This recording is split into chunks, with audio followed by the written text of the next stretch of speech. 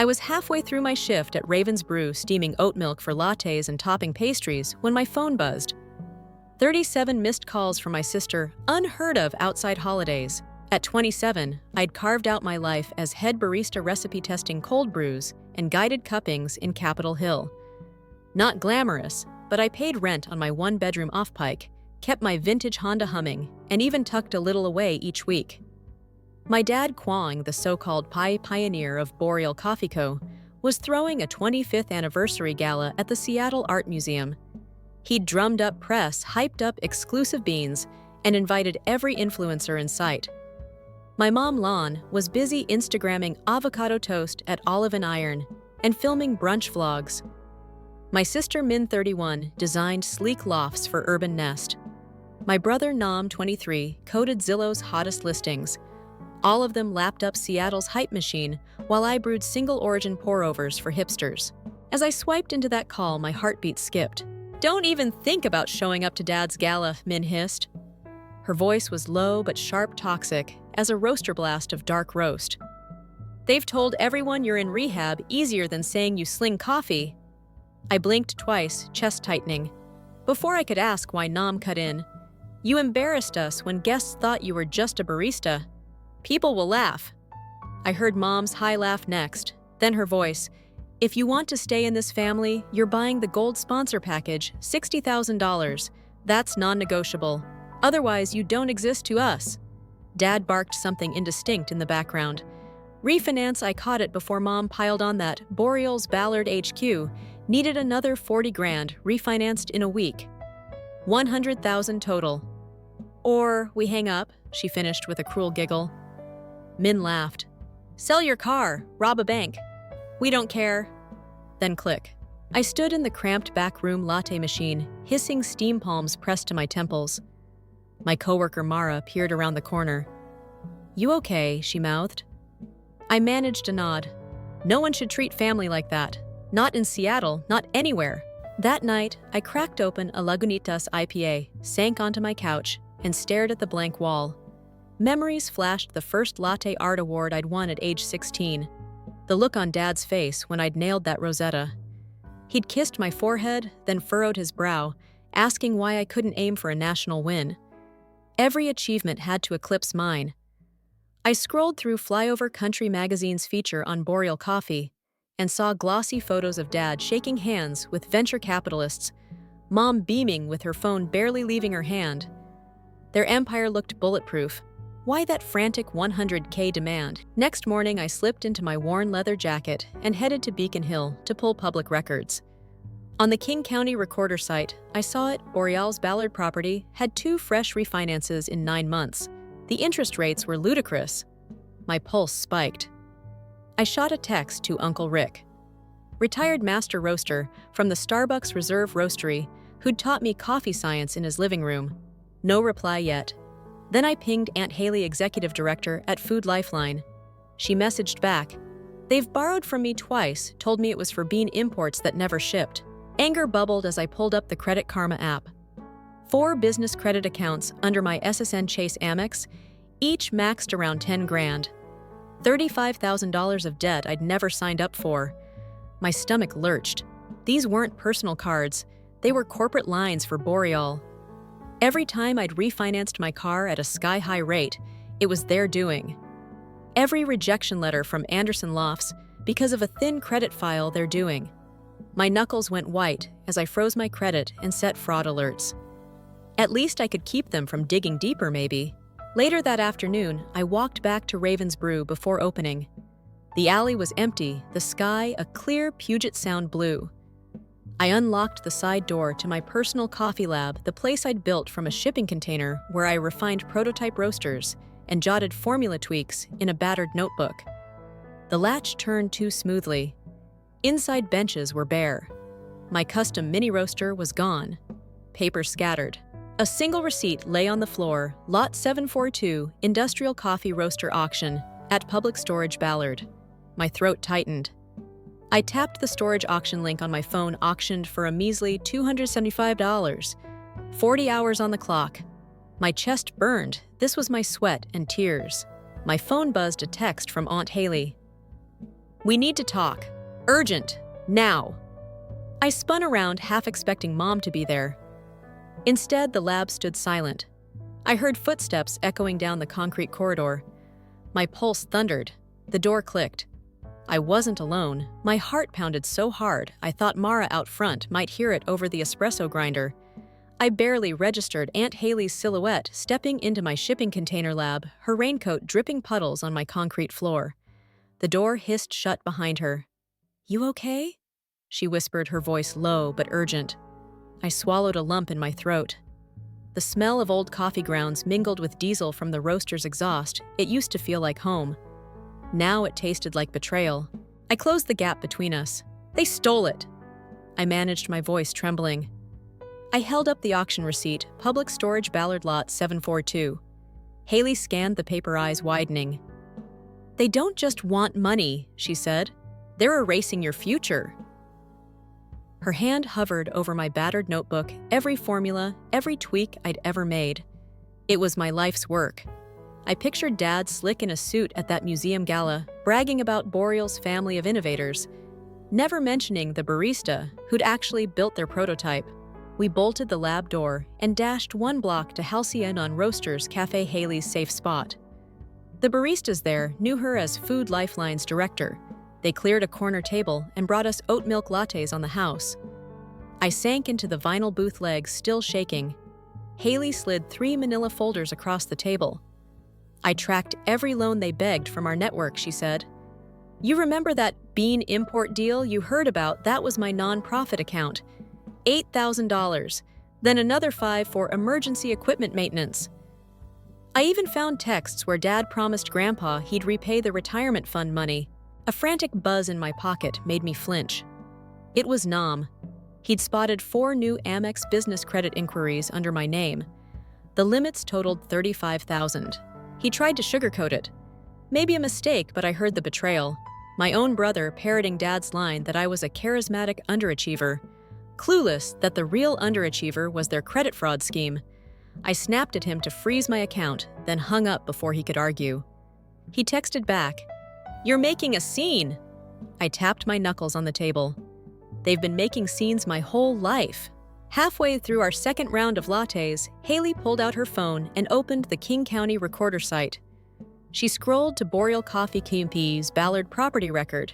2 refinances in 9 months, both at adjustable rates that would skyrocket in 6 weeks. "That's your rent money," she said flatly. "They refinanced it so high they'll collapse under the payments. And they want you to bail them out." My chest tightened. I remembered my paycheck, the health insurance premiums, the car payment. They demanded 6 figures for a gala, but had plotted my financial ruin for months. A sudden clatter at the cafe door made me look up. A young barista peeked in at our table, eyes darting. "Your sister's here," he mouthed. Min stood under the neon sign, pulling off her tailored trench. Her face was pale, eyes rimmed red. She slid into the booth across from me, clutching her iPad like a shield. "They called me too," she said, voice shaking. "Said I'd lose my Urban Nest clients if I didn't keep quiet about you. They told everyone you needed help, so they wouldn't ask why you weren't sponsoring Dad's anniversary party." She flipped her screen texts from Mom saying, "Tell the world she's in rehab or she's out forever." I closed my eyes at the memory of Dad's smug grin at the museum gala's press wall. "They sold my roaster," I said, voice low. Min placed a hand on my arm. "That was our last prototype," she whispered. It was special. My throat tightened. She was right. It symbolized every risk I'd taken, every all-nighter testing roast curves, every late fee I'd paid to keep this dream alive. They didn't just steal equipment, they stole my symbol of hope. Haley snapped her laptop shut. "You need proof," she said. "Screenshots, signed loan documents, auction footage. And you need to talk to Detective Ramirez at Seattle PD tomorrow morning." She slid a business card across the table, King County Precinct Fraud Unit. My pulse thudded in my ears. Reporting my own family. The weight of it made my hands tremble. Min stood smoothing her dress. "I'll handle the design contracts," she said. "No one will question project delays from my end." Haley rose too. "I'll email you every loan agreement I have. Then I'll get records from public storage security footage access logs." I closed my fist around the table's edge. "We mobilize tonight," I said. "Gather everything before they realize what we're doing." The cafe's floor-to-ceiling windows caught the last of the afternoon light, a pale gold that felt like a spotlight. I imagined Dad's forced smile when he saw me there, no gala badge, no tux, just a barista's flannel and resolve in my eyes. As we stepped back into the drizzle, Min slipped her phone in my hand, 2 emails from Uncle Rick. He'd discovered that the roaster design they'd auctioned wasn't proprietary. It was based on his long-guarded roasting curve algorithm. He offered to testify he never licensed it to them. "Use it," he wrote. "They stole more than coffee gear." I exhaled sharply. Every step now felt like walking a tightrope over Elliott Bay. The drizzle turned to a slick mist on the pavement. Myrtle Avenue was empty at this hour, but headlights from a black SUV swept past tires spraying water. I shivered not from cold, but knowing my next move would shatter everything. We reached my Honda, parked under a flickering street lamp. I opened the driver's door and paused, looking back at the 3 of them, sister, aunt, friend, standing under the halo of yellow light. Their eyes were hard with purpose. I realized I wasn't alone anymore. My family might own the stage, but we held the script now. My phone buzzed again.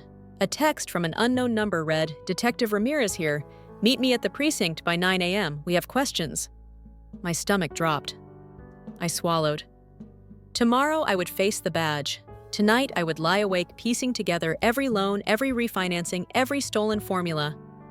I closed the car door, pressed the fob, and the engine roared to life. The rain pelted the windshield like a countdown clock. As I backed out, my headlights caught graffiti on the alley wall, a steaming coffee mug dripping blood-red paint. I parked under it every morning. Until now, I thought it was just art. Now it felt like a warning. I stomped the accelerator, and the tires screeched into the night. Tomorrow, I'd raise the stakes, and this time, I wasn't pulling any punches. I walked into the King County precinct just after dawn, my umbrella dripping on the concrete lobby. Detective Ramirez met me at the gray metal door, his badge clipped to a Navy windbreaker. He had a quiet intensity, like he'd seen every type of family disaster, but this one still startled him. "You're brave," he said, guiding me past the security line. I clutched my folder of loan agreements, auction receipts, credit reports. Each paper felt heavier than the last. He slid them into evidence bags while I described how my parents had refinanced the Ballard HQ and used my SSN to open 4 business credit lines. He nodded, jotting notes. Then he paused. "They just paid off one of the cards yesterday," he said. My chest tightened. That can look like restitution might weaken our case if they claim they're making amends. My heart sank. Ramirez looked up. "You still have time. Keep gathering evidence." He handed me back the receipts. "Be careful. Once you file charges against your parents, they can countersue." His warning echoed as I stepped back into the rain. Leaving the precinct, I felt both relief and dread. Aunt Haley and Min were waiting by my Honda. Min's trench was soaked. Haley's nonprofit ID hung from her neck. We drove straight to Public Storage Ballard, where my lab trailer had been auctioned off. The facility's neon sign buzzed in the gray afternoon light, rows of metal doors like a concrete fortress. We posed as potential renters.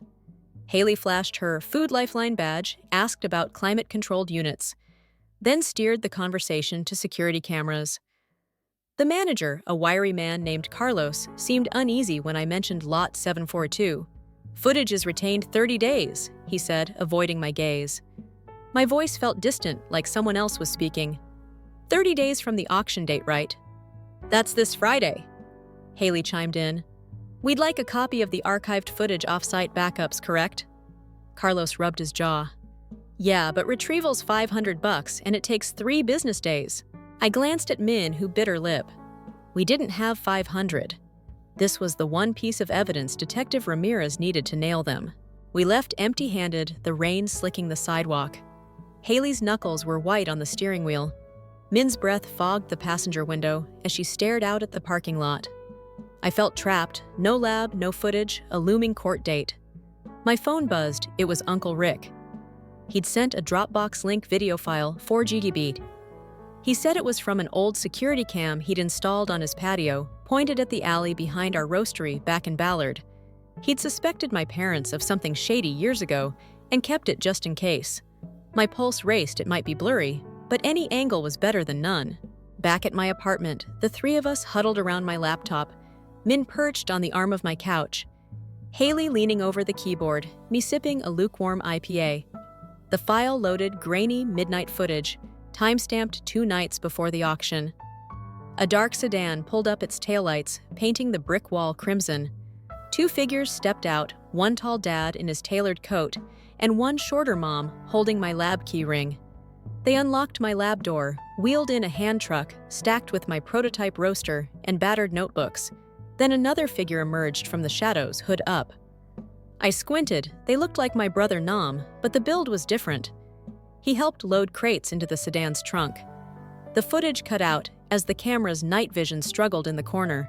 I froze the frame, the third person's face was obscured, but their voice hummed on the camera's mic, low familiar. Min gasped beside me. "Is that?" "No." Haley pressed play again.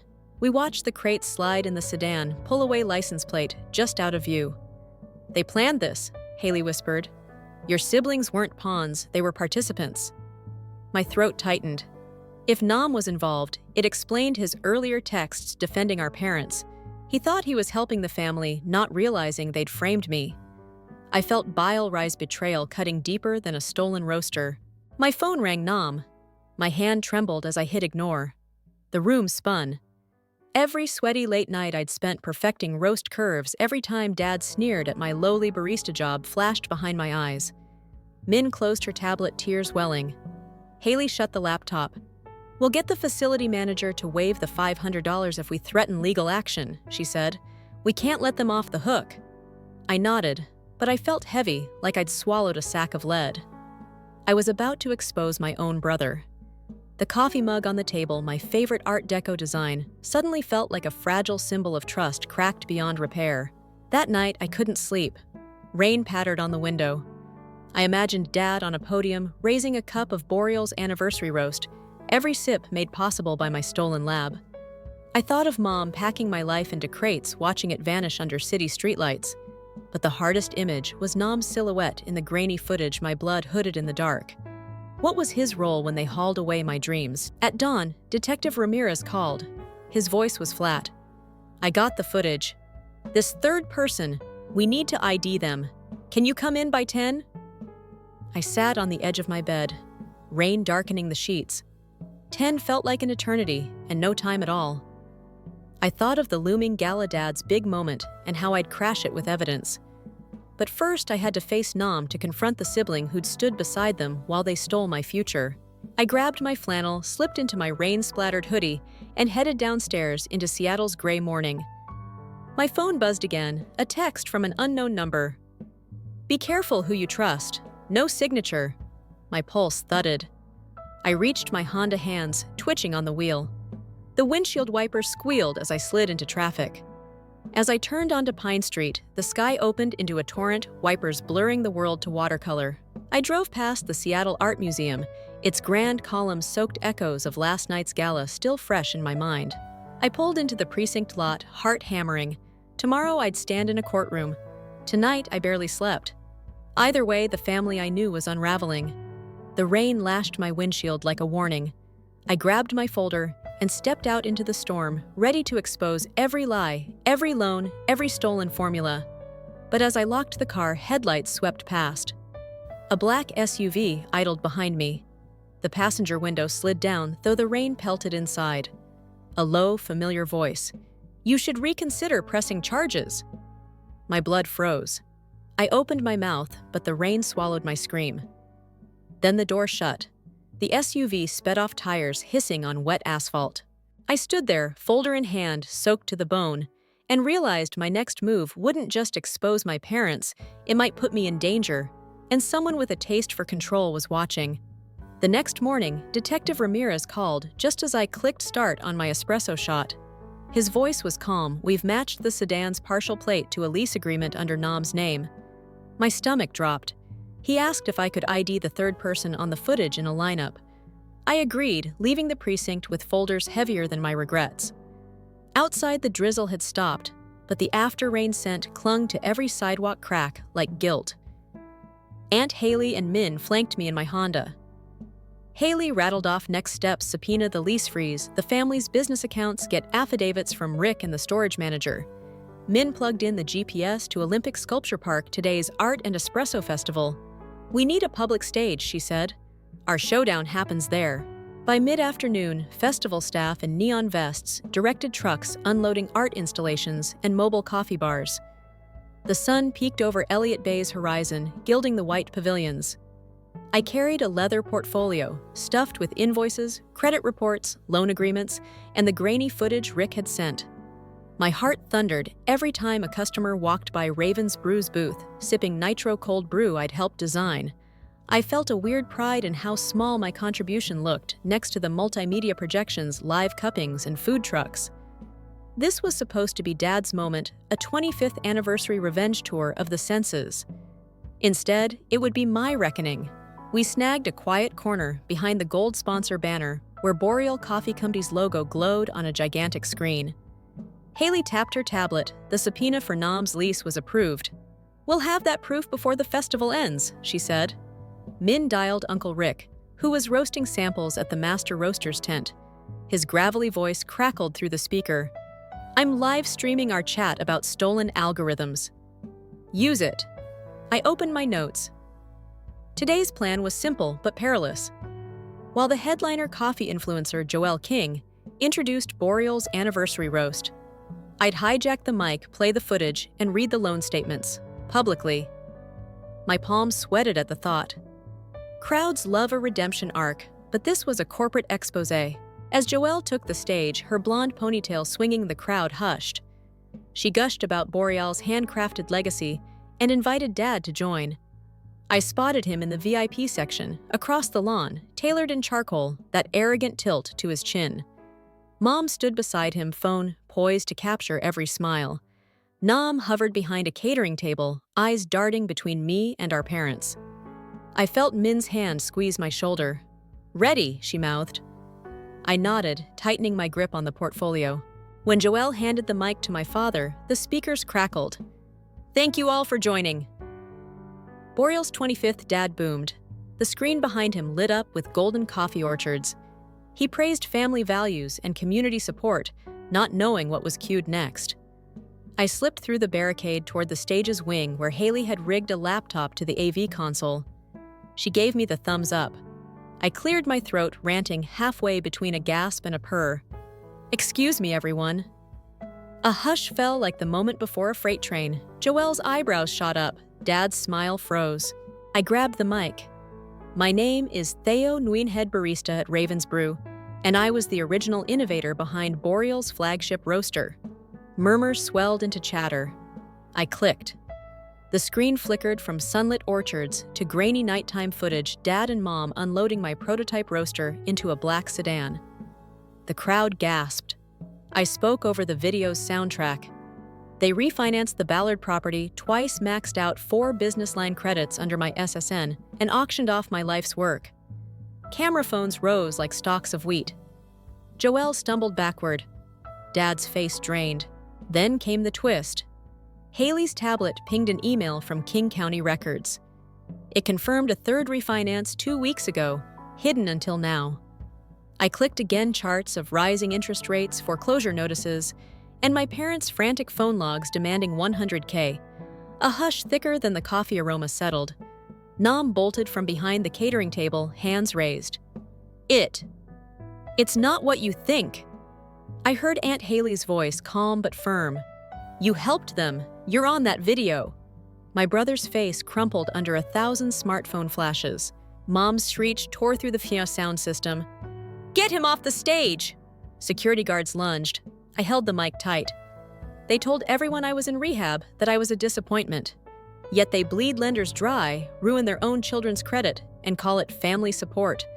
A ripple of applause rose. I felt something shift, a collective outrage at status and hypocrisy.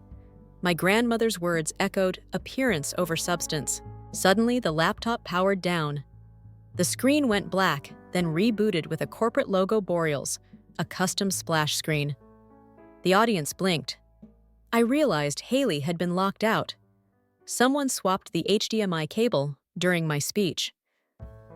Joelle tried to salvage the moment technical difficulties, but her voice trembled. In that second, a new video cued a polished montage of Boreal's founder at industry awards. Dad's smiling face, accompanied by a headline, "Local Legend Wins Entrepreneur of the Year." The crowd's sympathy tilted back. I glanced at Dad, he mouthed. "Nice try, son." Anger and embarrassment flooded me. The festival audio piped in his victory speech. Dad filled his own screen.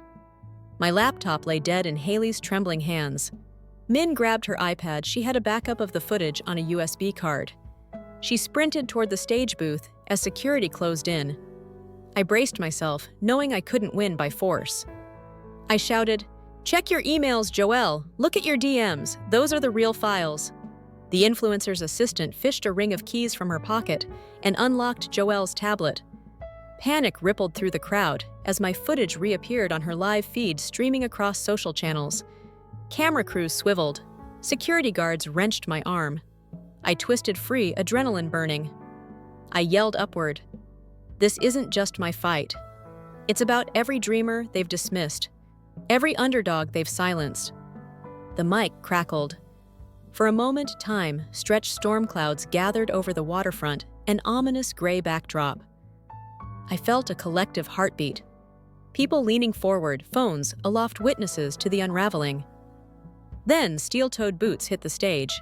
Guards lifted me toward the edge. I'm not sure if I stumbled or was pushed off.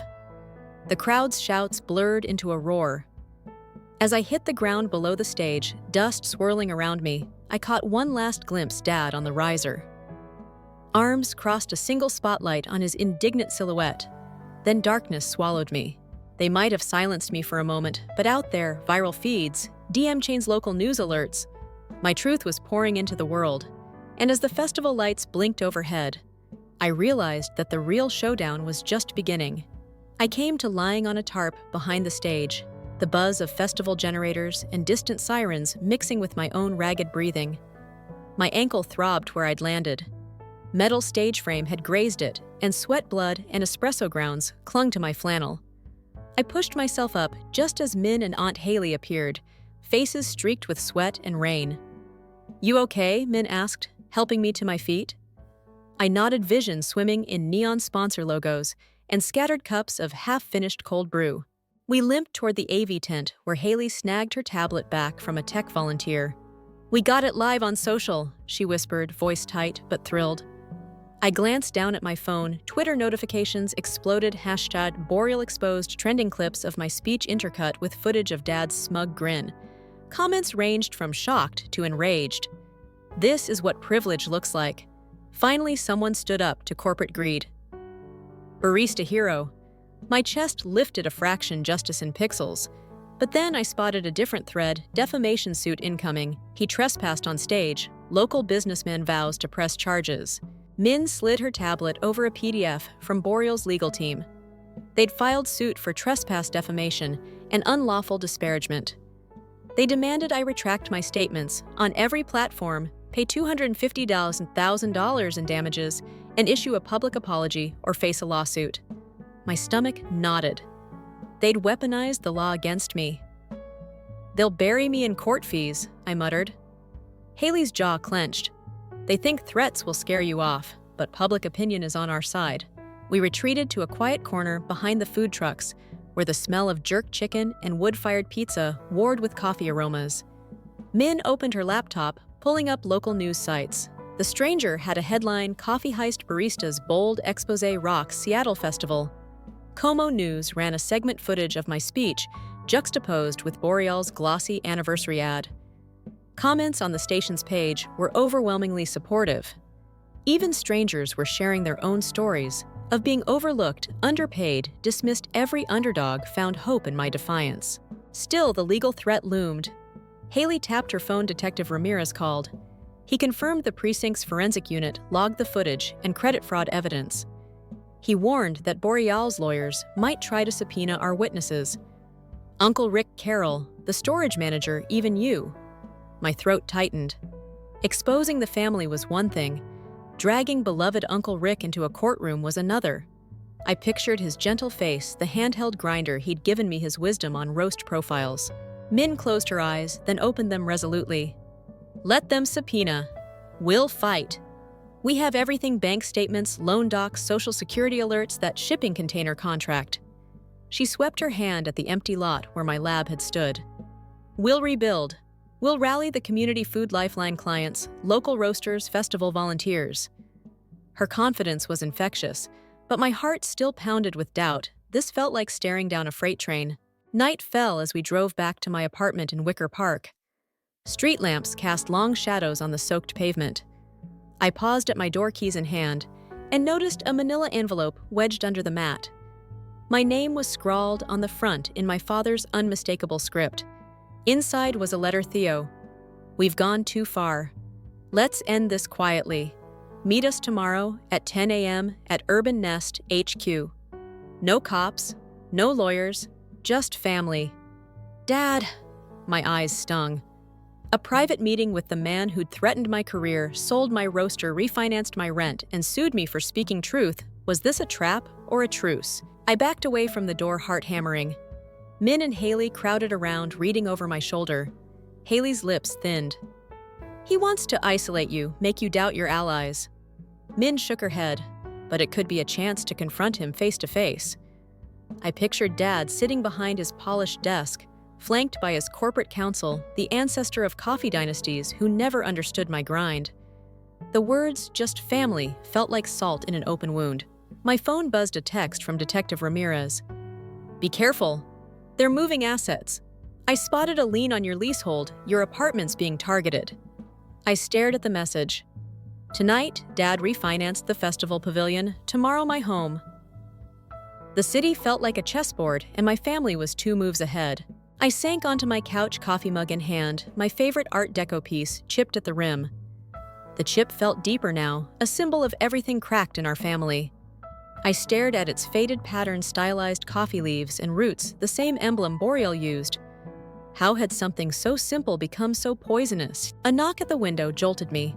Through the rain-streaked glass, I saw a silhouette: Nam silhouetted under the porch light, coat hood up. My breath caught. I hadn't spoken to him since the festival.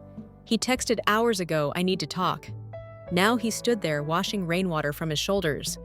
I unlatched the window. What do you want? His face was pale eyes, rimmed with exhaustion. They offered me a deal, he said. His voice trembled. Help them sue you, and they'll erase my debt. Otherwise, I go down with you. My chest pounded. He was still torn between blood and conscience. Min peered through the window too. Aunt Haley stood behind her arms folded. Nam, stay back, Haley said. But he took a trembling step inside. Rain dripped onto the hardwood floor. I didn't know it was this bad, he whispered, voice cracking. They threatened me, said if I didn't play along, I'd be blacklisted in tech circles. He met my eyes. I'm sorry. I felt betrayal and relief collide in my chest. You filmed it, I said, softly, nodding at the footage playing on my laptop. You could have walked away. He swallowed. I was scared. The moment hung between us, a fragile truce. Outside, thunder rumbled like the gavel of judgment.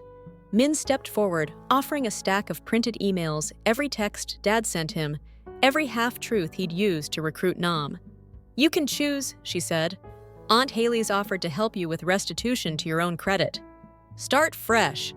Nam's tears fell unchecked. He sank onto the couch, head in hands. We had a choice: isolate him or bring him into our circle. I looked at his shaking hands. Forgiveness felt like a luxury, but unity felt like power. I reached out, placing my hand over his. We do this together, I said. He nodded, relief flickering in his eyes, as if he'd shed a weight he didn't realize he carried.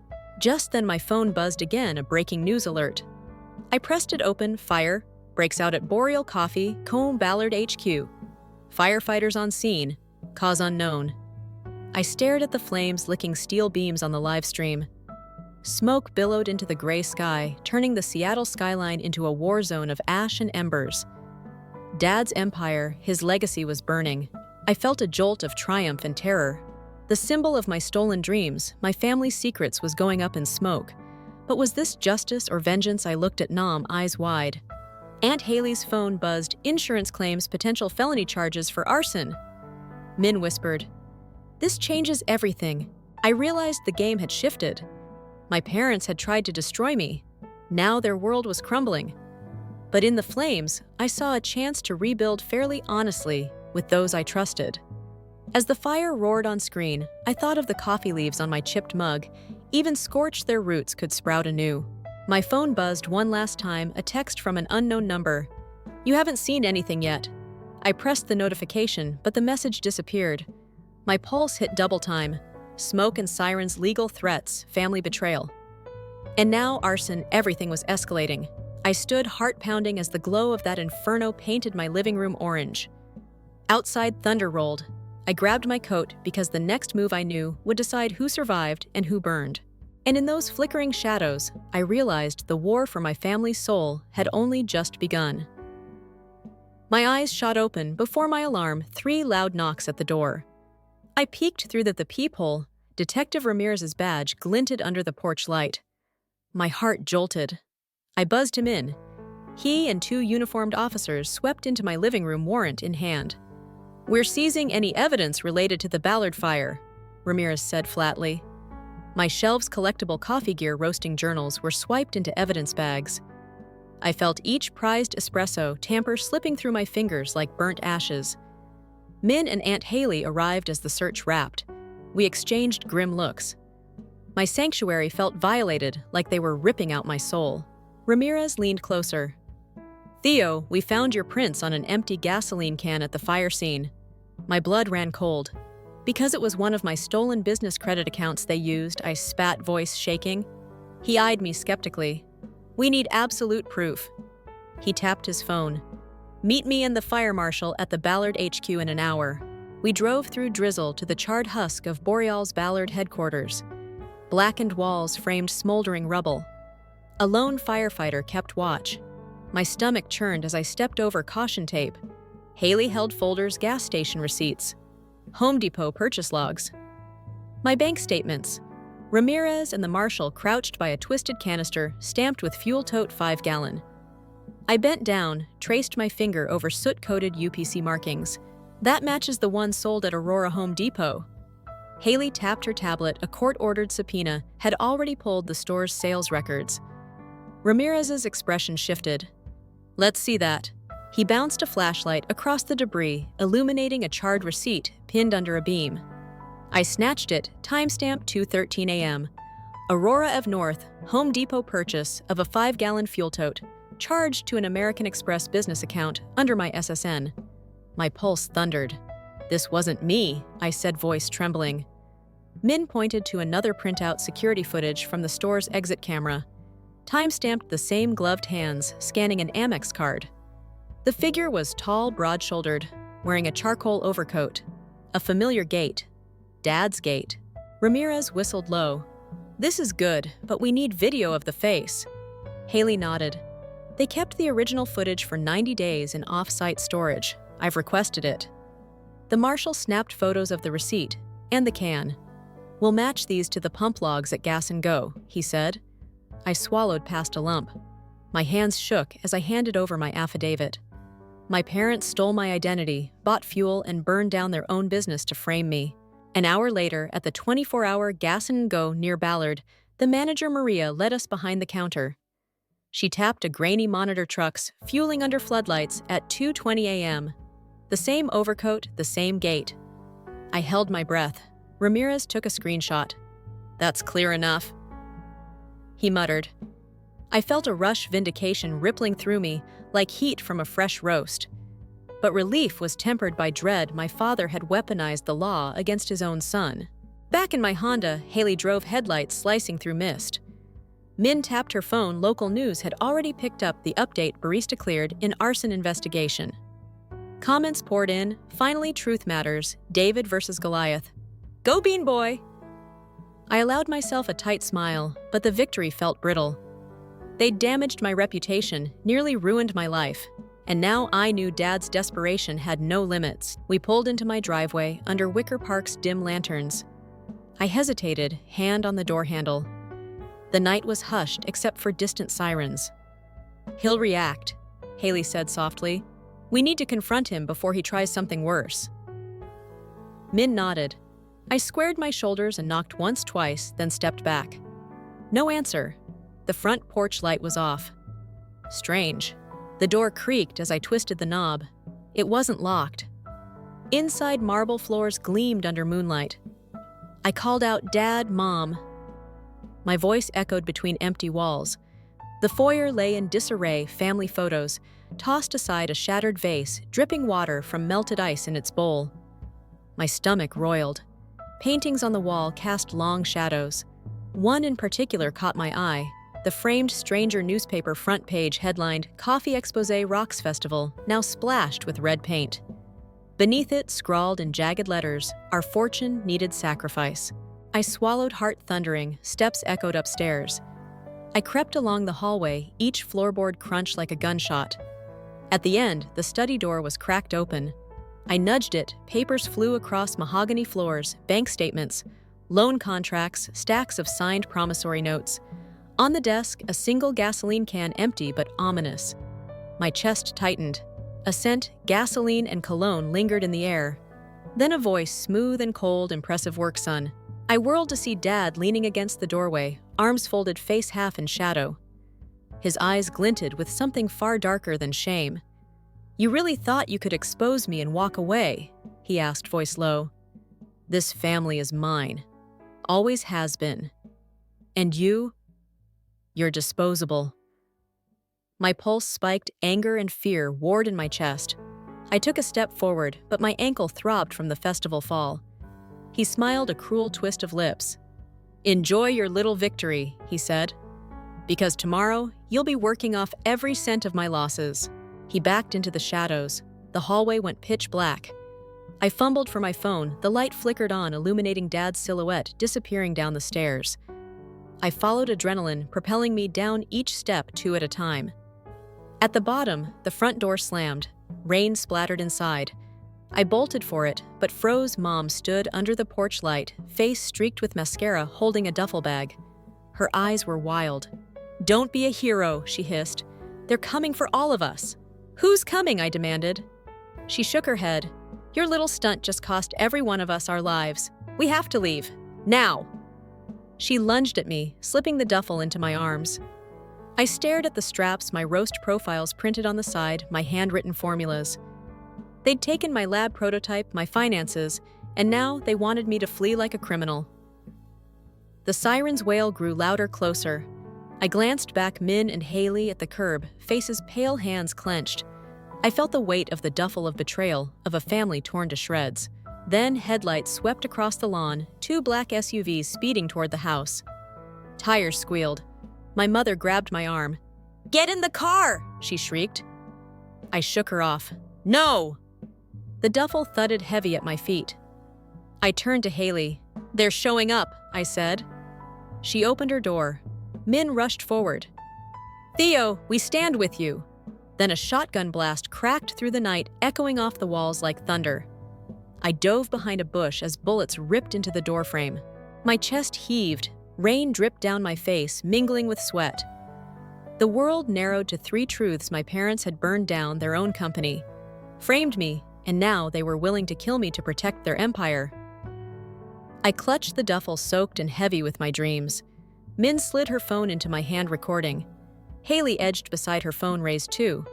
I wiped my mouth. "This ends tonight." A fireball of headlights bearing down. My mother's desperate eyes at the doorway.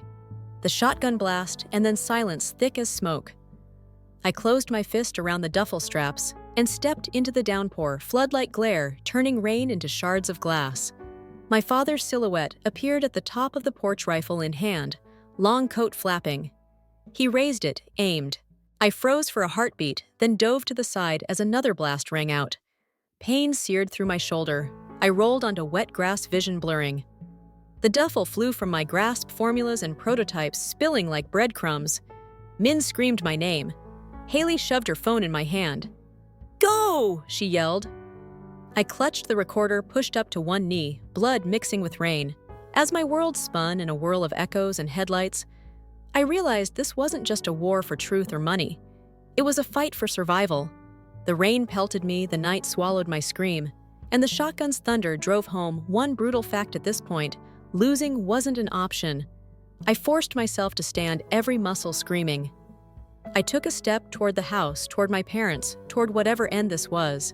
And then the rain stopped so suddenly that the air itself seemed to catch its breath.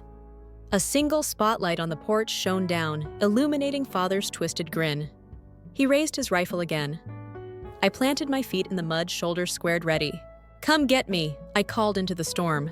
He laughed, cocked the rifle, and the world went black. I hit the grass hard, pain flaring in my shoulder, adrenaline, and rain mixing in my veins as my father's silhouette dissolved into the night. I stayed crouched, chest heaving, listening to the distant wail of sirens drawing closer.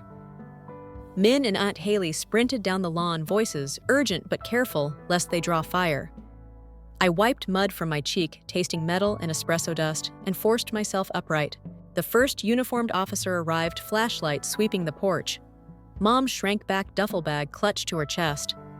I called out, "Stop!" My voice ragged but resonant. He froze, then trained his light on my bleeding shoulder. "EMS on the way," he said. Behind him, Detective Ramirez emerged, eyes grim.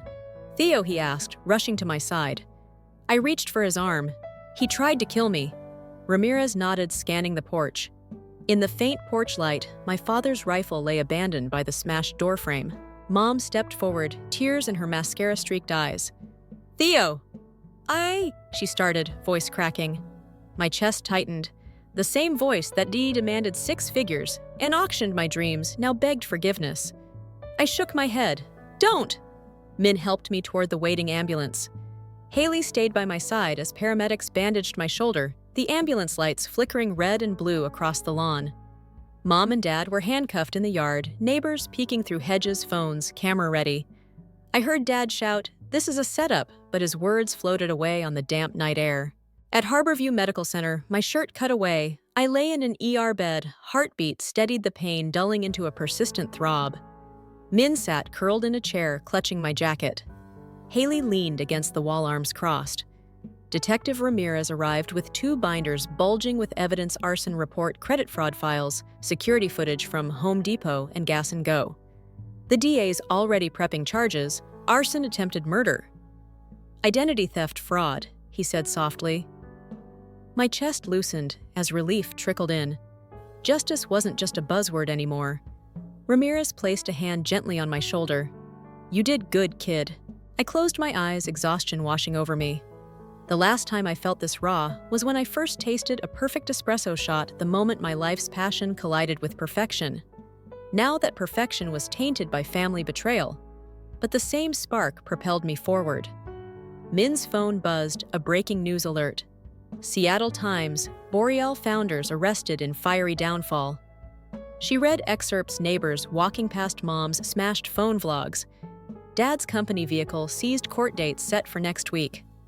Comments under the article weren't polite. Serves them right. Corporate greed burns itself.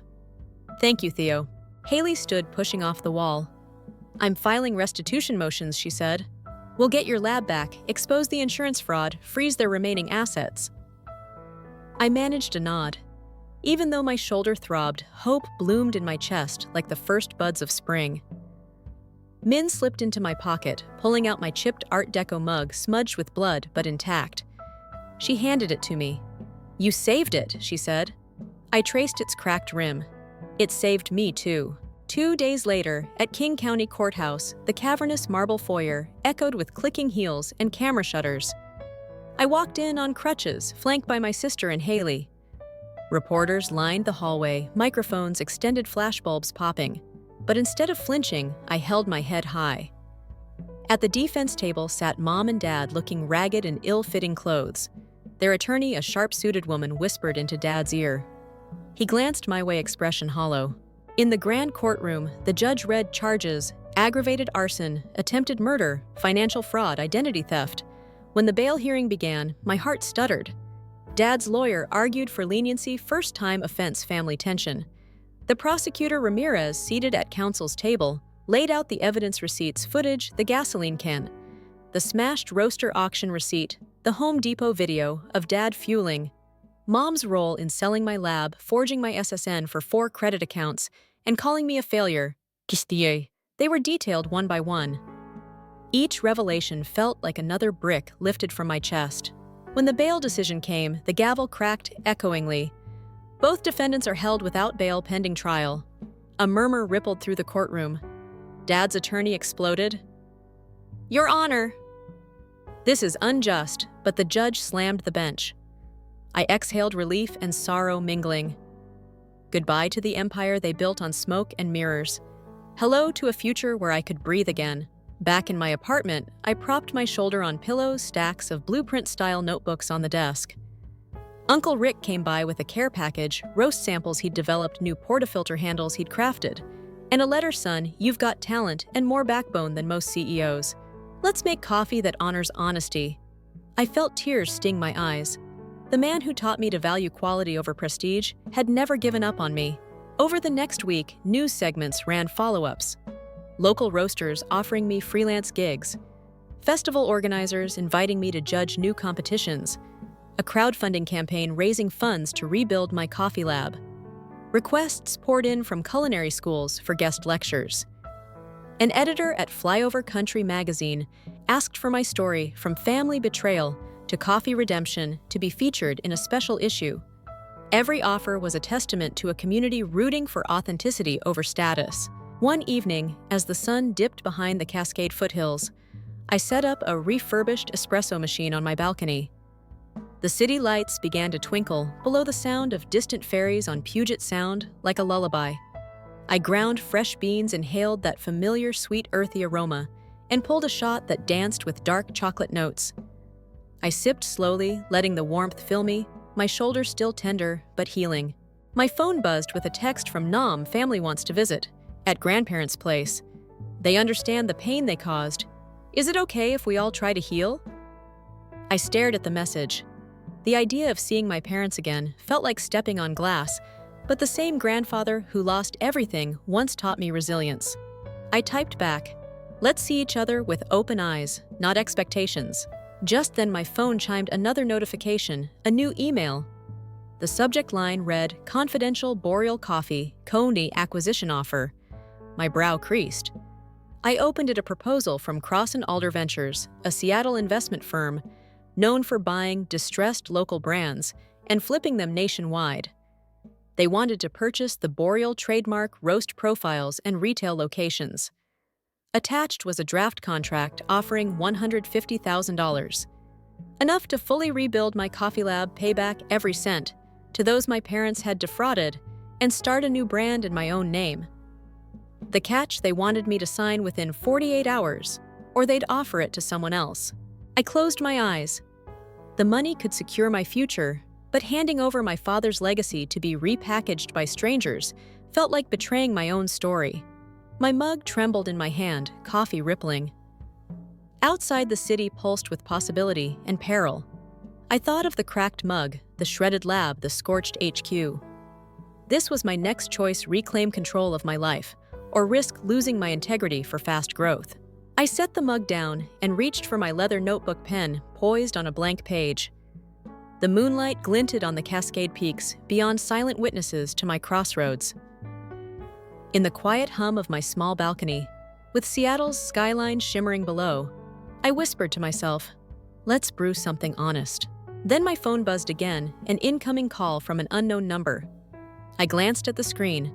No name, just +1 206. My heart skipped. I pressed answer. A calm, unfamiliar voice said, "Theo Nguyen. Congratulations on your courage. Let's talk about your next step." I tightened my grip on the rails, coffee forgotten. As the voice continued, "I'm representing a group that cares about one thing: authenticity. We've been watching. We believe you're the future of coffee culture." My pulse thundered. This was more than an investment offer. Something bigger was stirring on the horizon. I pressed my back against the railing, rain-slick breeze washing over me. "Tell me more," I whispered. The voice replied, low and certain, "Meet me tomorrow at dawn, Volunteer Park Cafe. And bring everything you've got." I closed my eyes, the city lights refracting behind my lids. A new dawn was coming, and with it, a challenge I didn't yet understand. Whether I chose Cross & Alder or this mysterious alliance, one truth remained: Authenticity always demands a price. And mine was just beginning to be paid. I closed my notebook and slipped the draft contract from Cross and Alder into the top drawer. Outside the Volunteer Park Cafe was waking up baristas grinding bean steam rising in the dawn hush. I glanced at my reflection in the window. A man shaped by betrayal fire and the fight for truth. I stepped inside and found the stranger waiting mid-40s kind eyes, a faded Patagonia pullover. He held out a hand, not for a deal, but for collaboration. "We want to back you, no strings," he said. "You keep your brand, your vision, your integrity. We simply provide resources." I took a seat, lifted my chipped Art Deco mug, and poured a shot of their house espresso, bright, balanced, unapologetic. The very essence of authenticity. The stranger slid a simple term sheet across the table's seed, funding a small equity stake, no creative interference. Outside, rain began to patter against the window, each drop a reminder of how storms can renew as much as destroy. I signed with a steady hand, feeling the weight lift from my shoulders. I wasn't selling out, I was stepping up. Weeks later, my rebuilt coffee lab stood in Ballard glass walls, revealing gleaming roasters, and a community notice board filled with help-wanted ads, athlete-turned-baristas, recent grads, folks rebuilding their own dreams. The first shipment of beans arrived a custom blend named Second Shot Rich with notes of resilience. At opening day, Detective Ramirez poured the first cup, Uncle Rick led a private cupping, and Min hung Art Deco mirrors on the wall. Aunt Haley set out donuts to celebrate Food Lifeline's pop-up. Even Nam was there cracking jokes as he lined up espresso cups. I looked out at the crowd, neighbors, festival friends, local journalists, and raised my mug. "To new beginnings," I said, voice steady. They cheered. As the morning sun broke through low clouds, I realized the fight had never been just about coffee or family. It was about owning your story, no matter how scorched the pages. And this was only the first chapter of what I'd build next. Story 2. I'm Nora Evans, 34. And yesterday, I watched my younger brother, Mason, 32, smash the handmade snow globe my 7-year-old son had given our grandmother. He did it with a careless flick of his wrist, crystal shards scattering across the parquet floor, while our parents laughed it off as classic Mason. In that instant, every old bruise inside me woke up aching. YouTube friends, if you've ever swallowed rage to keep a family gathering civil, stay with me. What follows isn't a pity party. It's my roadmap from silent resentment to strategic payback. But first, you need the history, the pattern. I grew up in Davenport, Iowa, the responsible firstborn. Dad, Charles Evans, runs the city's biggest car dealership. Mom, Lauren, curates charity galas no one remembers. Mason arrived 2 years after me, colicky and adored. From preschool onward, the script was fixed. Mason wins. Nora manages the fallout. When he dented Dad's vintage Corvette with a scooter, I got grounded for poor supervision. When he blew his college fund on crypto, Dad loaned him a condo near campus and called it a teaching moment. I received a used hatchback and a lecture on self-reliance. I escaped to Minneapolis for university, built a career in UX design, married Gabe, and had Leo. Yet holidays kept dragging me back into orbit around Planet Mason. Every year I promised Gabe one long weekend, then we're free. And every year the weekend bled into weeks of emotional hangover. The invitation, 2 months ago, Mom called with her glossy voice. Nora Sweetheart Grandpa's World War II medals are finally going on display at the County Museum. We're hosting the preview dinner. She made it sound like the Met Gala. I hesitated, picturing paper-thin politeness and Mason's inevitable grand entrance. Then she dropped the hook. The curator wants a short video to play beside the exhibit. You're the tech genius. Could you handle that? Flattery plus guilt, Mom's signature cocktail. Against my better judgment, I agreed. Gabe couldn't get time off, so Leo and I would drive down alone. I booked 3 vacation days, packed my DSLR, and rehearsed boundary speeches in the mirror. Returned to the fold, we arrived Thursday afternoon. The Evans house loomed exactly as I remembered: red brick facade, manicured hedges, zero warmth. Mom swept onto the porch in a silk blouse, air-kissing my cheeks. "Darling, you look practical. Is mustard back in style?" Inside, Dad clapped me on the back like a valued employee. Mason was nowhere to be seen. Lucky me, I thought, a few silent hours. Leo ran to the den, where great-grand's snow globes gleamed in a glass cabinet. She'd collected them on every trip since 1952. Each held a memory, a tiny, moving universe. Leo loved them because they needed gentle hands, just like his Lego buildings. Mom guided me to the dining room, already staged for the preview dinner. White linen crystal goblets, standard Evans Theater. She handed me a timeline for the video, 3 minutes high, emotional impact must include Dad's favorite Sousa march. I smiled, jotting mental notes while swallowing the urge to ask for creative autonomy. Mason arrives at sunset, the front door slammed. Mason waltzed in smelling of cedar cologne and arrogance. He hugged Mom, fist-bumped Dad, then noticed Leo admiring the globes. "Hey buddy, want to see something cool?" Without waiting for an answer, he plucked the snow globe of Prague Grand's first post-war trip and flipped it upside down. The base was loose. The globe slipped shattered and sprayed glittery water across Leo's shoes. Time paused. Leo's face crumpled. Mason laughed. "Whoops! Cheap glue." Dad chuckled. Mom tutted, and Mason tossed the broken base onto a side table like rubbish. I knelt to comfort Leo Glass, pricking my knees. "It's okay, Mom will fix it," he whispered, but tears streaked his cheeks. I carried him upstairs, cleaned the tiny cuts on his palms, and tucked him beside me in the guest room. Each heartbeat pounded one message: this can't continue. A quiet vow. At midnight, I lay awake, scrolling through the curated lives of strangers on my phone, and formed a silent vow. I will never again let Mason's carelessness scar my son.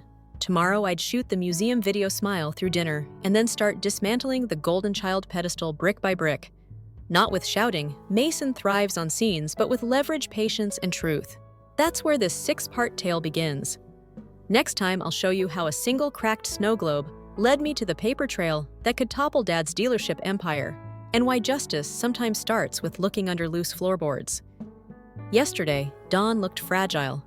A pale ribbon of light slipping through the guest room curtains, while Leo snored against my shoulder. I kissed the freckles on his nose, slid from the creaky mattress, and tiptoed downstairs, determination beating like a second pulse in my throat.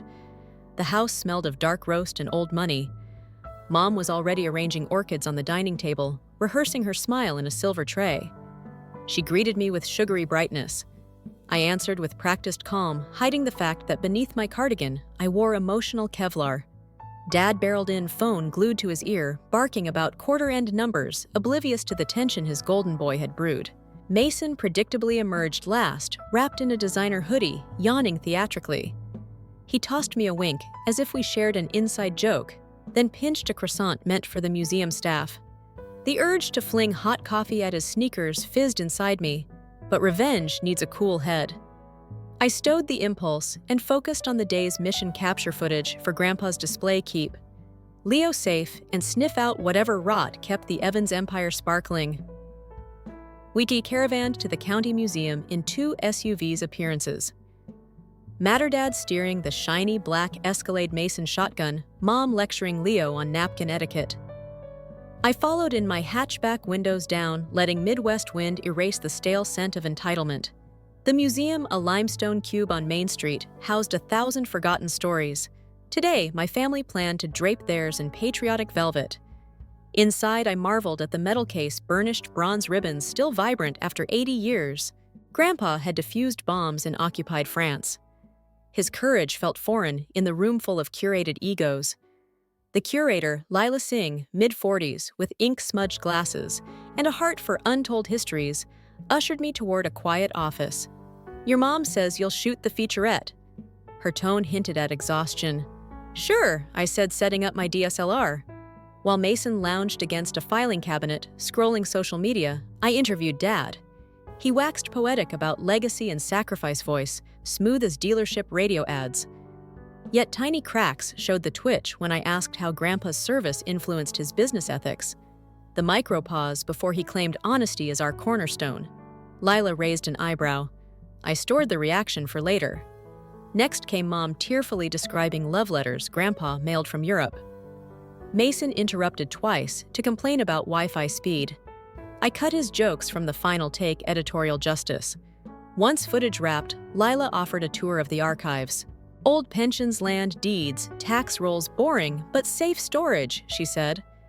Mason declined, citing important calls. I ushered Leo to the children's wing with a volunteer, then followed Lila downstairs. The archive smelled of dust and electricity. Rows of beige cabinets hummed like bees. While Lila fetched a form, I knelt to retie my boot and noticed a warped floorboard near the utilities box. It reminded me of the loose plank in Dad's study where he once hid cigar boxes of cash. A thought sparked: if Dad preserved secrets at home, maybe he donated some here cloaked in civic duty. When Lila returned, I feigned curiosity about catalog systems. She beamed, delighted anyone cared, and handed me a keycard to browse digitized records while she fetched lunch. Alone, I searched Evans Motors in the index. 2 hits popped up: a 2004 donation receipt for historical sales ledgers and a 2011 memo about environmental compliance certificates. My pulse thudded. Environmental certificates. Dad bragged for years that his fleet met every emissions regulation without question. I opened the 2011 file. Scanned pages revealed dealership inspections, signatures from a Trevor Harlan, and a note: adjusted readings per CE agreement. Adjusted, not accurate. There it was, a hairline fracture running through the polished facade. Before I could screenshot, footsteps clattered above. I closed the program, slid the board back, and composed my face. Lila reappeared with sandwiches.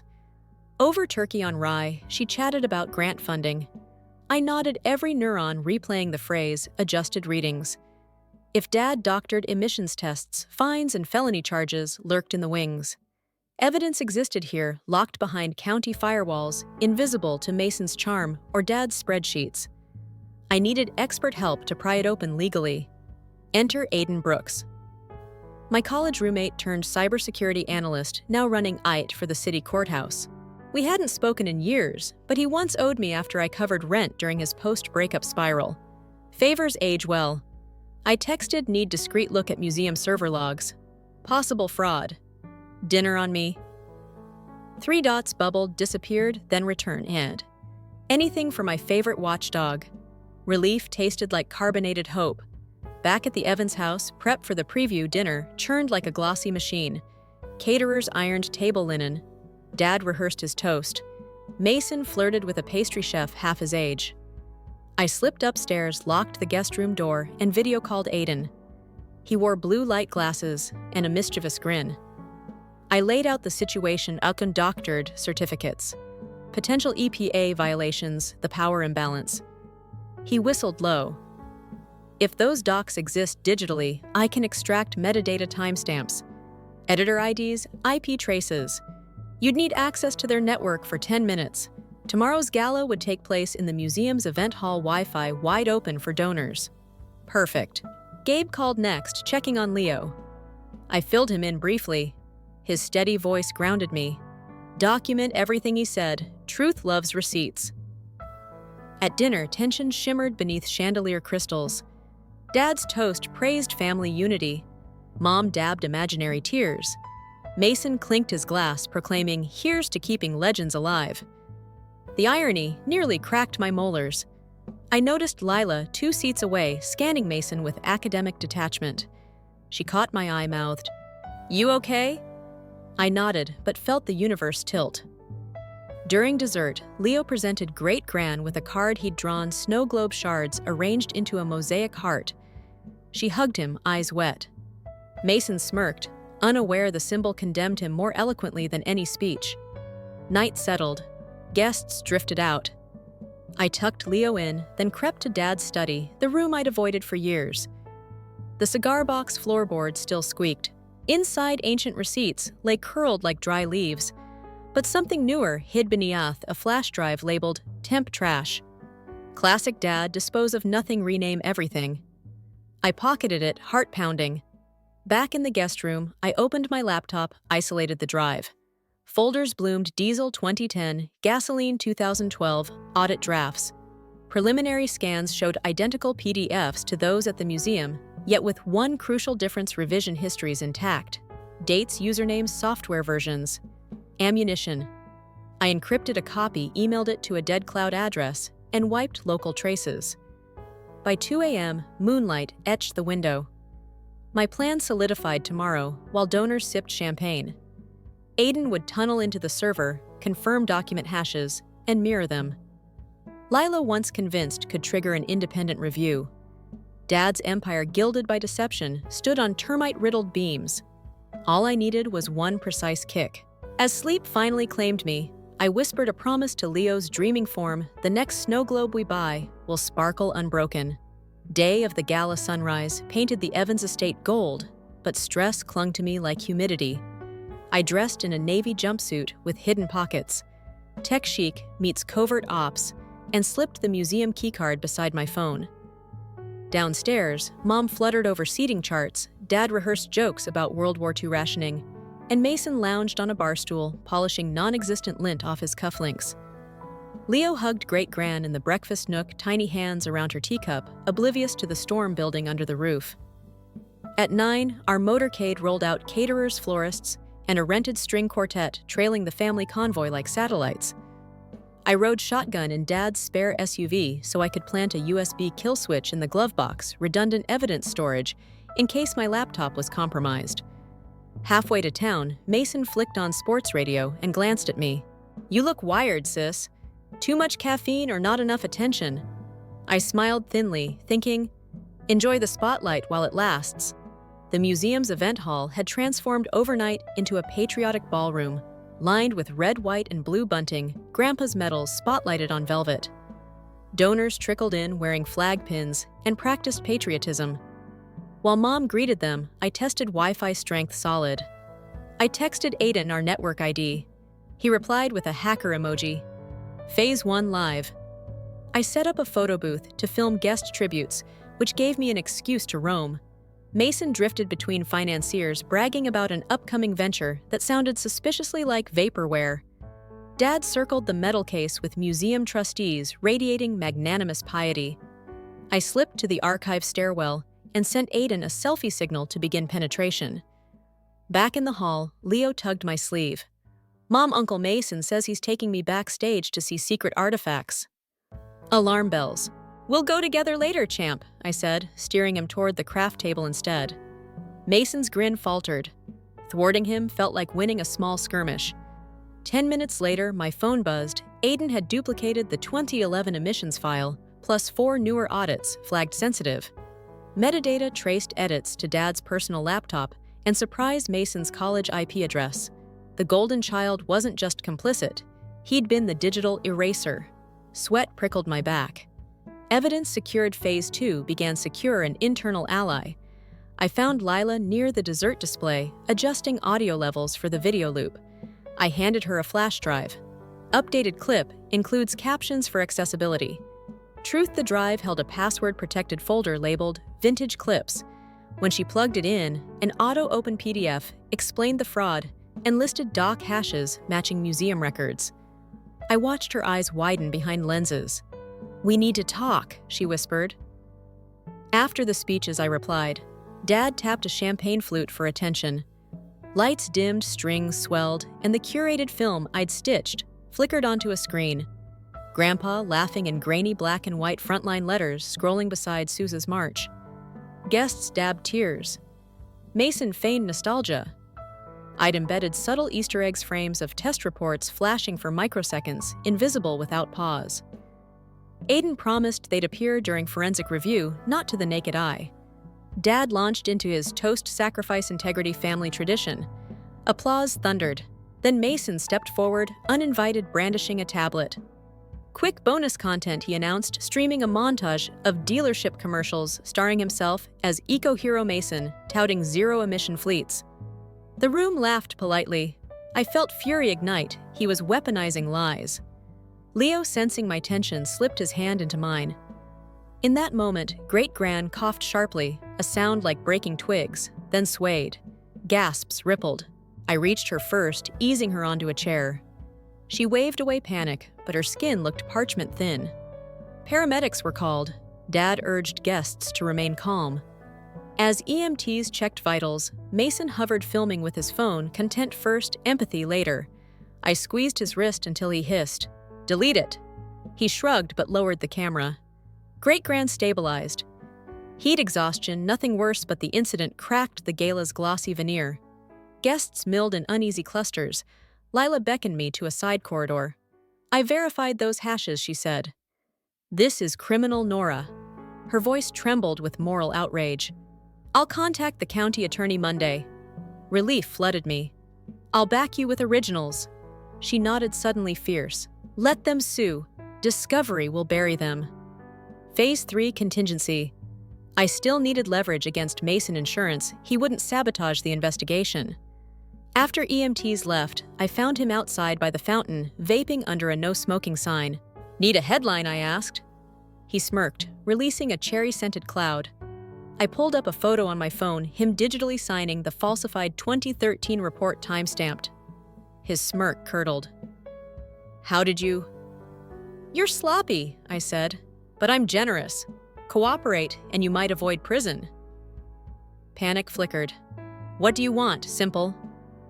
"Tonight you'll confess to Dad that the EPA flagged discrepancies and recommend a voluntary recall. No blame shifting. If he refuses, walk away publicly." He laughed hollow. "He'll disown me." "Better than sharing a cell," I replied. He paced, chewing his lip. "Fine, but if I go down, you do too." "I didn't fake data," I said. "I'm clean." He glared, but fear diluted his posture. Inside, Dad posed for local news. Mason approached, whispered in his ear. Dad's smile froze, eyes darting to me. I held his gaze, calm as slate. He excused himself and marched toward the exit, Mason trailing. Round 1. I waited beside Leo, who was folding a paper airplane from the gala program. He launched it. The plane swooped, landing at Lila's feet. She unfolded it, nodded to me, and pocketed it, a silent pact.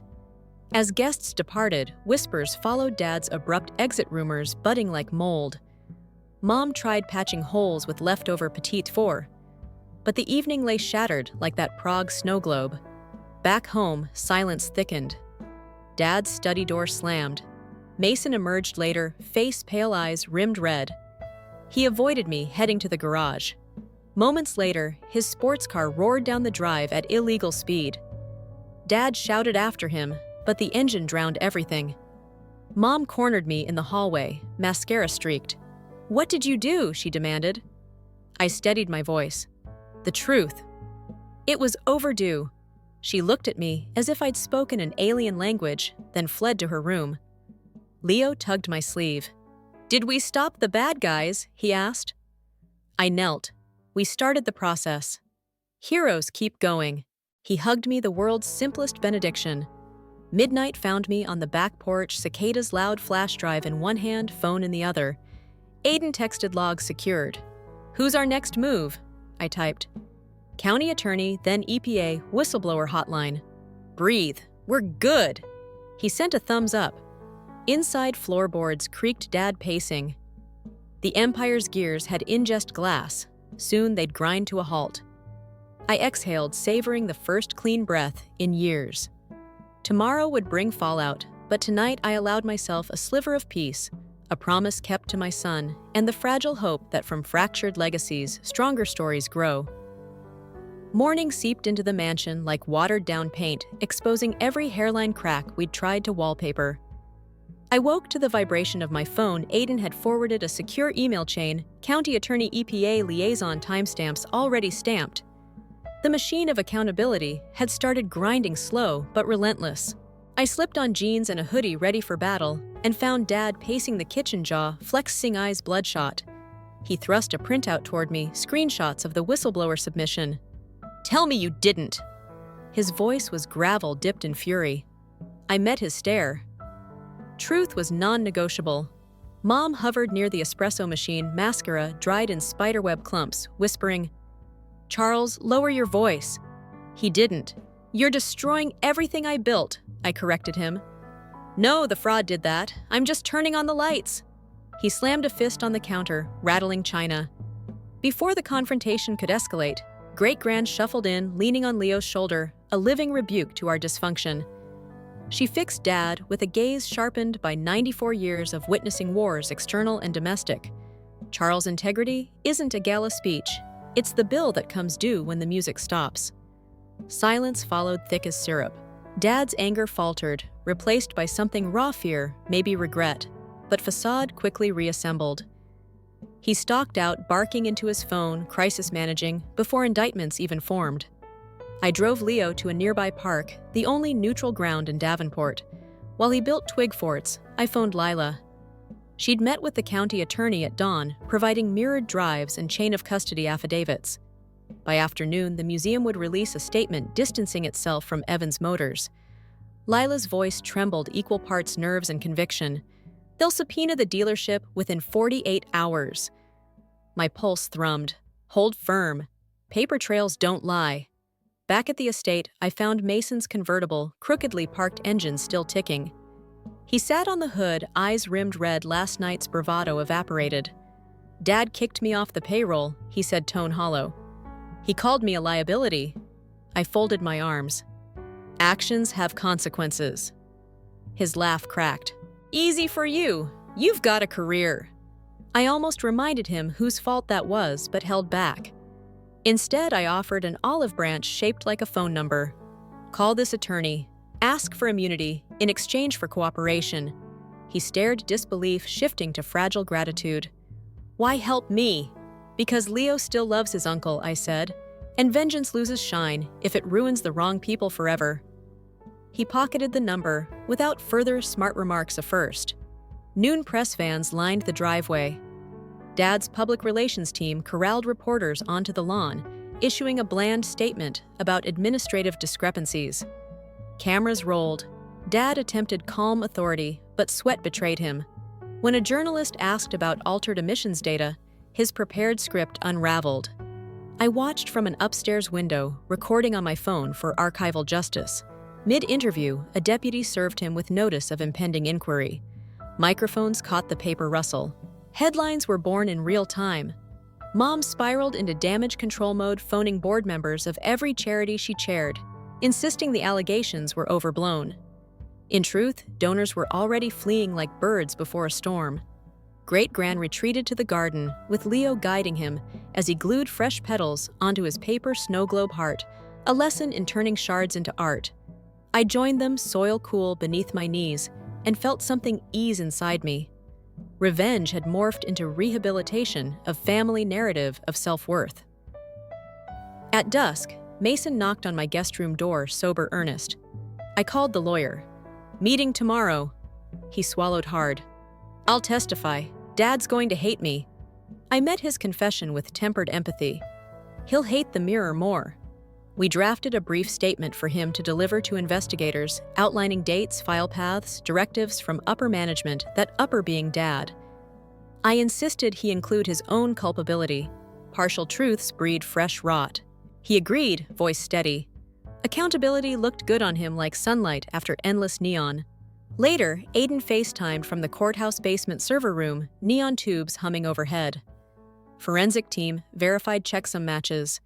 Case is airtight. Behind him, a clerk wheeled boxes labeled Evans Motors 2010-2015. Years of polished deceit reduced to cardboard and barcode. I thanked him, promising lifetime supply of artisan coffee beans. Night settled, cicadas droning pulse-like. Dad had barricaded himself in the study. I approached, knocked once. No response. I opened the door anyway. He sat at the desk, head in hands, a king dethroned by his own shortcuts. I wanted security for you kids, he murmured without lifting his gaze. I answered softly, we needed honesty more. He inhaled, exhaled, finally met my eyes. For a heartbeat, I saw the father who taught me to ride a bike, not the CEO chasing quarterly margins.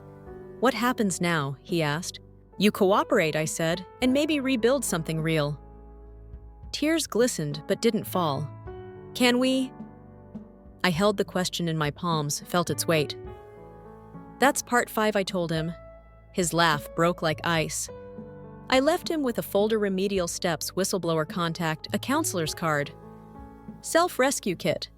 Whether he used it was beyond my control, and that realization felt like wind through a cracked window, chilling yet freeing. Upstairs, I tucked Leo in. He asked if the villains were gone. I said, they're learning. He nodded, wise beyond 7 years. Stories need lessons. I kissed his forehead, whispering, and heroes need rest. My phone buzzed, unknown number. I answered. A deep voice identified himself as a federal agent assigned to the EPA Criminal Division. Ms. Evans, we'd like a meeting. My throat tightened, but my resolve held. Send the location. I'll be there. As midnight bled into tomorrow, lightning flickered on the horizon, illuminating the mansion in flashbulb intervals. Fault lines widened, yes, but through them, new ground waited to emerge. Part 5 would test courage, expose dormant loyalties, and determine whether broken things could become mosaics worth displaying. For the first time in decades, I believed the answer might be yes.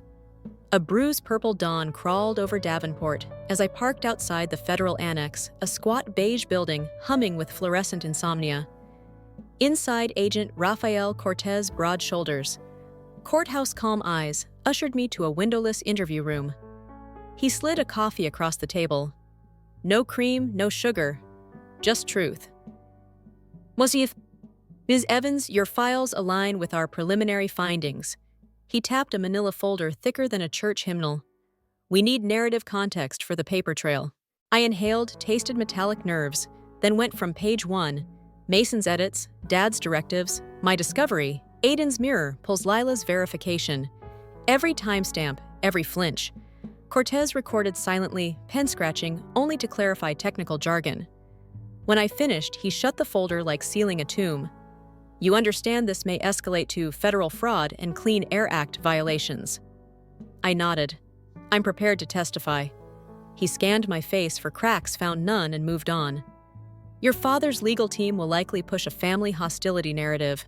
Expect character assassination. I smiled without humor. They've been rehearsing that script for years. He offered witness protection pamphlets. I declined. My life was already public collateral, hiding wouldn't mend it.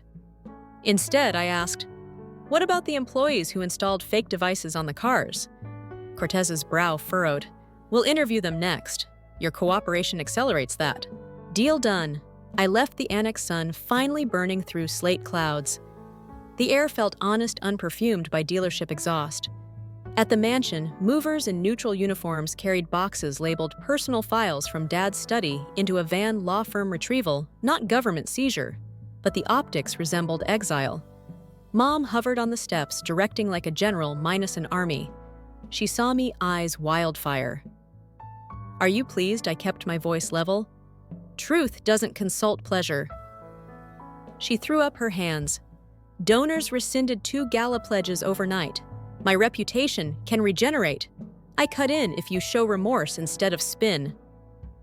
She recoiled as if I'd slapped her, then crumpled, shoulders shaking. Instinct pushed me forward, but sympathy stalled. She'd curated illusion too long to claim ignorance. I walked past her into the foyer, where Leo and Great-Gran played dominoes. He greeted me with a grin missing a front tooth, casualty of playground vigor. Mom, I set a record line, he announced. Tiles formed a perfect curve, order from chaos. Great-Gran winked pride, glowing in paper-thin skin. Our fractured lineage looked oddly steady in that arch of black dots. Upstairs, Mason paced outside the guest bathroom, phone pressed to ear. Yes, I'll bring the ledgers, he whispered, noticing me. Gotta go? He hung up, guilt-thin as morning frost. Attorney, I asked. He nodded. I'm giving them everything, emails, payment memos. It feels like cutting the last rope. Freedom weighs less than secrets, I said. He exhaled, maybe for the first time in years. Noon brought a heavier knock sheriff serving formal subpoenas. Dad emerged in cufflinks hair, perfect voice rehearsed, Evans Motors will comply fully. Cameras clicked beyond the gate, recording the birth of repentance. Yet when the deputies left, he pivoted, eyes flinty. Lawyers advise silence. That includes you two. Mason flinched. I folded arms. Silence built this mess. Words will clean it. Dad's jaw ticked. If you testify, Nora, I lose everything. You mean control, I corrected. He opened his mouth shut. It turned away. Argument over for now. Evening approached. Thunderclouds, the color of oil, slicked the sky. I gathered Leo and Great-Gran for dinner at O'Malley's Diner, neutral turf, with vinyl booths and forgiving lighting. Rain drummed when Mason slipped into our booth, uninvited hair, damp eyes sober. He pushed a USB across the formica. Copies of the Overseas Shell Company transfers. Dad never saw my stash folder. I raised an eyebrow. Insurance amends. he said softly. Great-Gran patted his hand. Redemption grows in strange soil, boy. Mason nearly smiled. Back at the mansion, lightning hacked the sky. Power flickered, went out in almost symbolic condemnation. In candleglow, Dad gathered everyone in the living room, voice unsteady. The board forced me to resign effective immediately. He swallowed. I accept full responsibility. Mom gasped. Mason stared at his shoes. Dad turned to me. Your grandfather faced mortar shells. I crumbled under quarterly pressure. I'm sorry. The apology, though late, rang genuine. Silence held fragile. Then Leo climbed onto the coffee table, holding his domino arch. Our family is like this, he said, innocent prophet. If one piece falls, we fix it together. He reset a tile arch intact. Adults blinked away tears. Storm eased. Electricity returned with a hum.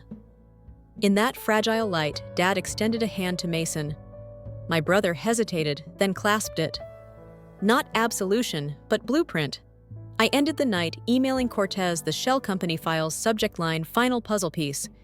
He replied with a simple received. Case netting tightened. Sleep came fitful. Dreams filled with snow globes spinning unbroken. Tomorrow, federal raids may shutter showrooms, newspapers will brand us a cautionary tale, and Part 6 must shape the debris into a livable landscape. Yet as I watched Leo breathe steady in the moonlit guest bed, I felt a tectonic shift. Our story no longer orbited Mason or Dad, but the possibility that truth told in time can heal more than it destroys. That hope, slender and stubborn, might just outlast every scandal. Dawn arrived clean-rinsed by the night's storm, as unmarked as the first page of a journal. I brewed coffee in the quiet kitchen, letting its bitter steam remind me life can taste sharp and still be good. The news looped on the tablet beside me, footage of federal agents sealing Evans Motors showrooms with yellow ribbons, headlines shouting about emissions fraud that dwarfed smaller scandals of the week. I watched without flinching. Some truths need daylight, even when they burn the eyes. Mason padded in hair askew, hoodie half-zipped. He held his immunity agreement, ink barely dry, like a hall pass back to humanity. They want continuous cooperation, he murmured. Depositions start Monday. I touched his shoulder. Show up, tell the whole story, no embellishments. He nodded, the weight still there, but finally shared. At 10, Dad's attorney drove him to the courthouse for arraignment. Mom insisted on going along, pearls visibly trembling against her collarbone. Great-Gran and I stayed behind with Leo, who built a cardboard diorama of Grandpa's wartime bunker for school. He asked why reporters called our family disgraced. I searched for 7th grade simplicity. We made mistakes, and now we're fixing them in public, I said. He accepted that gluing a tiny paper flag into the diorama's roof symbols survive headlines. Noon brought a more hopeful knock, Lila standing on the porch with a battered shoebox. Inside lay Grandpa's Prague snow globe edges, smoothed internal water fresh and clear. She'd persuaded a conservation friend to mend it after hours. I felt tears rise uninvited. History isn't disposable, she said. Leo placed it on the mantel, reverently shaking gentle snowfall over the tiny red rooftops. Mason watched, throat working. Sorry seems hollow, he whispered. I answered, it's the foundation you build next that counts. Evening wrapped the house in tangerine light when Dad returned. Released on bond suit, rumpled like a suit could feel shame. He gathered us in the living room, voice pressed thin by exhaustion. Plea negotiations start tomorrow, he said. They've offered reduced prison time if I fund a full recall and community air remediation. No one spoke. The offer was fair consequences wrapped in repair. He added, I plan to accept. Mom closed her eyes, tears sliding, but her grip on his hand didn't loosen. Mason exhaled like the air had been held for 20 years. Great-Gran smiled, the look of a seasoned gardener who knows fresh blooms follow pruning. Weeks blurred into legal choreography, depositions, audits, recall, logistics. Dad pled guilty to felony tampering, receiving 18 months in a minimum security facility and 5 years ban from any executive role. Headlines softened as the company paid for free emissions testing across the county, funding scholarships for environmental engineering students. Lila joined the oversight board. Aiden became Chief Data Integrity Consultant, converting his hacker hero moment into policy reform. On sentencing day, I sat in the courtroom's second row, Leo beside me. In a navy blazer, 2 sizes too big. Dad faced the judge shoulder squared, but eyes vulnerably human. When asked for final remarks, he turned to the gallery. "The medals my father earned taught sacrifice," he said. "I forgot that lesson. Today, I begin relearning it. No platitudes, just earned humility." The gavel fell echoing, yet merciful. Outside microphones waited. Reporters shoved questions like sharp elbows, but Leo slipped his hand into Dad's, anchoring him. Cameras captured that image scandal, giving way to generational repair. The headline the next morning read, "Legacy Realigned." Months later, Davenport celebrated Earth Day with a car-free festival downtown.